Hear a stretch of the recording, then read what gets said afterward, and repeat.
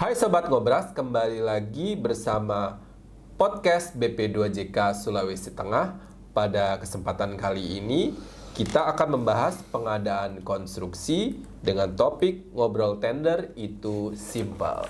Sebelum kita masuk ke topik pembahasan, ada baiknya jangan lupa untuk subscribe channel BP2JK Sulawesi Tengah. Langsung saja ke narasumber Pak Ade. Apa sih Pak yang harus dikuasai atau disiapkan ketika ada proses tender atau pengadaan konstruksi? Melihat tender itu tidak harus pelik, tidak harus rumit, tetapi hanya kesimpulan saja yang dilakukan. Apa itu? Nah, untuk kita mengikuti tender, kita pasti semua paham dokumen pemilihan itu harus diikuti. Dokumen pemilihan banyak sekali bab yang ada di dalamnya. Bahkan halamannya pun sampai 200 lebih. Apakah harus juga dengan waktu seminimal ini harus dikuasai semua? Ternyata seperti kita main sepak bola, harus ada strategi. Andaikan itu sepak bola itu 4-3-3, kita cukup 3-4-5. Apa itu 3-4-5? 3-4-5 ini maksud saya pahami bab 3, kuasai persyaratan bab 4 dan bab 5. Insya Allah, semua yang dilakukan oleh peserta tender apabila melakukan hal minimum bab tersebut dikuasai dan dipahami, insya Allah tender pun akan simple. Bab 3 memahami semua tentang ketentuan apa yang harus dilakukan, peraturan-peraturan apa yang harus dipahami, sehingga untuk melengkapi bab 4, bab 5, apabila sudah menguasai bab 3, itu sangat terlihat mudah. Sehingga hal-hal yang seperti gugur karena hal-hal simpel seperti nama paket, nama pokja, itu tidak akan bisa ada di dalam peserta lakukan, sehingga akan lulus dengan penawaran dan dokumen penawaran yang baik. Mungkin itu Mas Jul. Kita mungkin awal yang harus dilakukan oleh para peserta nih, supaya para peserta tender ini terbuka mindsetnya, terbuka pikirannya, bahwasanya dengan belasan bab yang ada di dalamnya, oh ternyata hanya simple. Cukup 3 minimum yang harus dikuasai, itu sudah bisa lulus. Mungkin itu Mas Dilo. Baik, dalam hal proses pengadaan barang dan jasa, ketika kita berproses sebagai penyedia, saya memposisikan sebagai penyedia begitu ya Pak ya. Oke. Bagaimana saya sebagai penyedia itu bisa nih lolos ataupun bisa menang tender gitu Pak? Itu gimana Pak? Ya, jadi memang namanya peserta tender udah pasti semua ingin menang.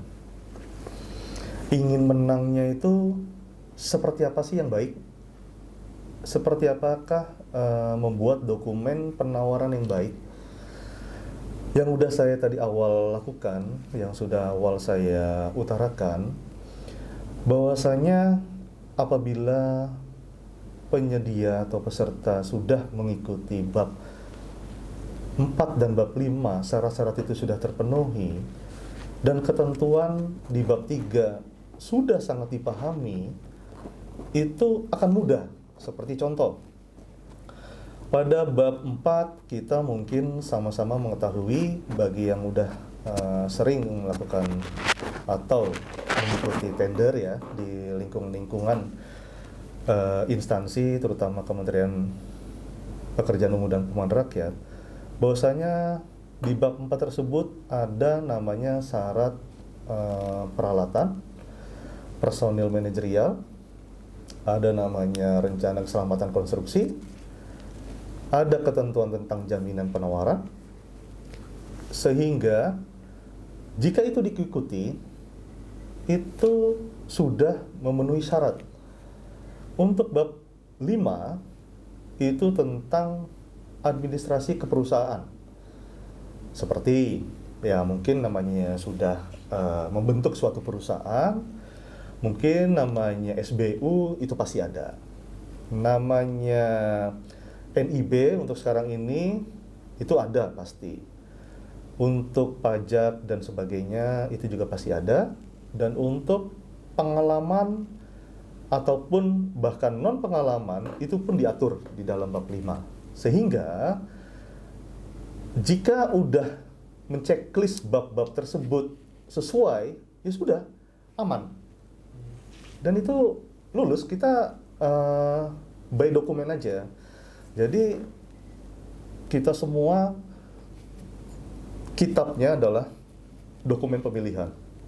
Apapun yang tertuang di dalam dokumen pemilihan, itu kita harus ikuti. Kita tidak akan melenceng sesuatu hal di luar peraturan. Jadi, apabila peserta tender telah melakukan atau telah menyiapkan semua dokumennya dengan bab-bab tersebut, itu insya Allah akan lulus sebagai pemenang, dan dengan catatan dengan penawaran urutan-urutan terendah terlebih dahulu jika memang penawarannya itu secara penilaian baik dan benar. Mungkin itu Mas Jul. Baik, banyak selanjutnya Pak ya, dalam hal ketika kita melakukan proses tender ada yang namanya penawaran harga, dan ketika ada penawaran harga terendah itu belum tentu dan belum pasti itu akan menang, gitu ya Pak ya. Nah, bagaimana kita sebagai penyedia ketika melakukan penawaran harga, memberikan penawaran harga agar tidak gugur lah gitu Pak. Menurut Bapak gimana? Penawaran harga jika terendah di bawah 80% atau minimum 80%? Ya kalau yang masih di pagu 80 Pak. Maksudnya di batas 80%. Gimana harus menangnya? Iya, jadi istilahnya kalau yang udah deket sama 80 belum tentu menang gitu kan Pak? Ya, belum pasti kan? Jadi segala kepastian itu adalah ketika semua benar, baik dan sesuai dengan ketentuan dan persyaratan. Jadi tadi seperti Mas Jul bilang, walaupun peserta tender itu sudah menawar dengan harga yang terendah, itu memang belum pasti untuk memenangi sebuah tender. Makanya untuk simpelnya suatu dokumen penawaran, dengan keterbatasan waktu memang dalam prosesnya kita memang ada ketentuan-ketentuan jadwal yang harus kita penuhi juga. Jadi pahamilah bab 3, kuasailah ketentuan bab 3, lengkapilah persyaratan bab 4 dan bab 5. Kita tidak usah untuk panjang lebar ke bab lain dulu, tetapi kita untuk bab 3, bab 4, bab 5 ini benar-benar kita siapkan. Apapun itu harus sesuai, tidak boleh tidak sesuai. Karena dalam dokumen kitab kita, di dokumen pemilihan, apabila penawaran itu terendah, yang dokumen itu cukup minimum persyaratan terpenuhi, itu sudah pasti lulus. Sudah pasti lulus dan akan jadi pemenang. Tidak usah khawatir kepada peserta tender untuk yang menawar dengan harga terendah. Dan Untuk penawar terendah yang tidak belum bisa memenangi itu pasti karena bab 4, bab 5 dari peserta tender terdapat persyaratan yang tidak terpenuhi. Karena itu sudah menjadi ketentuan kitab kita yaitu dokumen pemilihan. Bab 4, bab 5 tidak terpenuhi, gugur. Karena kita memang secara sistem tender kita adalah harga terendah, sistem gugur. Jadi gitu Mas Jul. Oke, terima kasih kepada Pak Ade atas penjelasannya sebagai narasumber pada podcast kali ini. Dan semoga kedepannya para penyedia bisa bersemangat lagi, walaupun mungkin sebelumnya tidak menang tender, tapi selanjutnya bisa menang tender atas penjelasan dari Pak Ade pada kesempatan kali ini. Dan jangan lupa kepada penyedia subscribe, comment, like di channel akun YouTube kami, dan jangan lupa follow Instagram dan akun TikTok BP2JK Sulawesi Tengah. Apabila ada pertanyaan-pertanyaan, bisa komen di akun YouTube ataupun medsos kami lainnya. Sampai jumpa di podcast selanjutnya. Salam ngobras.